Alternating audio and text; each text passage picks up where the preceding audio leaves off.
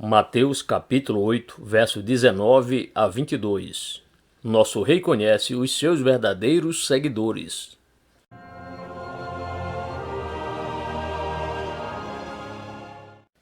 Versos 19 e 20. E aproximando-se dele um escriba, disse-lhe: Mestre, aonde quer que fores, eu te seguirei. E disse Jesus: As raposas têm covis e as aves do céu têm ninhos, mas o Filho do Homem não tem onde reclinar a cabeça. Este escriba ficou encantado com o que ouviu e viu de nosso Senhor. Nós pensamos que sim. Em um súbito acesso de entusiasmo, ele o chama de mestre. Ele, provavelmente, havia percorrido o litoral em busca de Jesus e declara que sempre o seguirá, por onde o mestre for. Seu discipulado é incondicional, não se importando com o tempo ou lugar. Aonde quer que fores, eu te seguirei. Ele seguiu a Cristo sem ser chamado, pois o Senhor não tinha dito a ele: segue-me. Esse foi o melhor fruto da natureza, mas não era o resultado da graça. Nosso rei logo testa a lealdade proclamada de modo muito enfático, dizendo ao novo convertido que ele era um mestre tão pobre que os animais dos campos e as aves do céu tinham melhor situação de habitação do que ele. Se o líder estava tão mal, havia uma pobre perspectiva para o seu seguidor. Quão grande foi a humilhação de nosso Senhor e Rei! Ele não tinha nenhum palácio e nenhuma veste de seda. Ele, que era nossa cabeça, não tinha onde reclinar a sua própria cabeça. Será que esse escriba aceitou ter o seu nome inscrito entre os pobres alunos de um mestre sem teto? Nós não sabemos. E como fica o nosso caso? Podemos seguir uma causa sem esperar ganhar um único centavo? Podemos proclamar uma doutrina que é desprezada?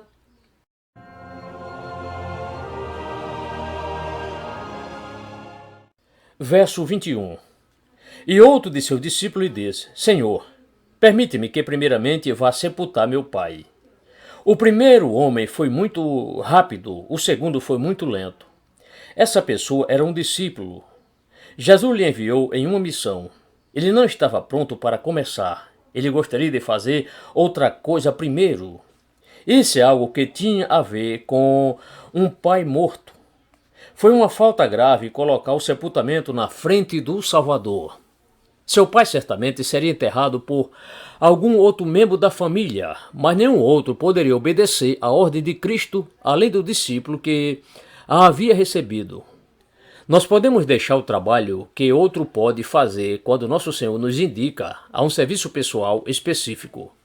Cristo deve estar em primeiro lugar e o Pai depois. Ordens relativas aos vivos devem ter precedência diante dos deveres para com os mortos.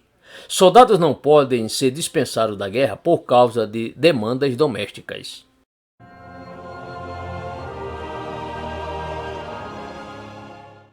Verso 22.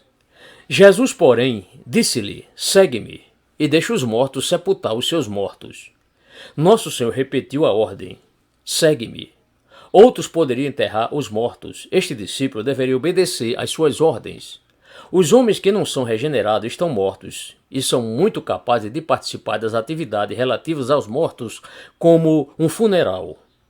Grande parte das preocupações sobre política, táticas partidárias, reuniões de comissões, reformas sociais, divertimentos levianos e assim por diante, pode muito propriamente ser descrita como enterro de mortos.